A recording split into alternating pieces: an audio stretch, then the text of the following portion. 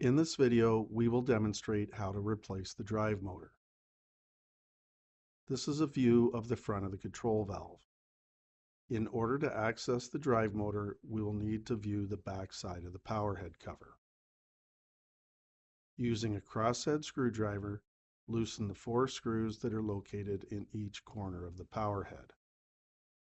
The front cover will then easily tilt forward and away from the power head housing assembly.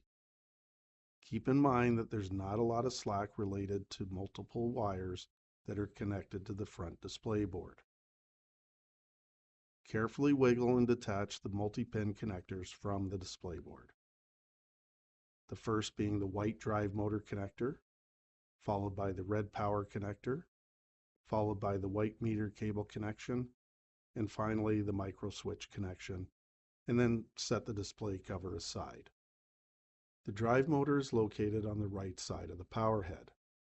Using a crosshead screwdriver, remove the 2 small screws holding the motor in place. Then remove the drive motor away from the power head and either set it aside or dispose of it. Before installing the new motor, make note of the center hole at the end of the drive motor shaft. This aligns with a stainless steel guide pin that is part of the power head body. Place the drive motor into position, ensuring the shaft aligns with the guide pin and that the teeth are properly meshed with the power head's gear, while also aligning the mounting holes. Then place the 2 small screws that hold the drive motor in place and tighten. Next, connect the multi-pin connectors to the display board while keeping in mind that the connectors are color-coded and keyed to fit in only one orientation.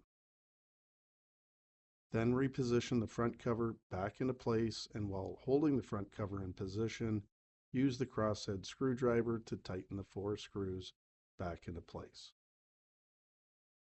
You have now successfully replaced the drive motor. Visit us at www.CanatureWG.com.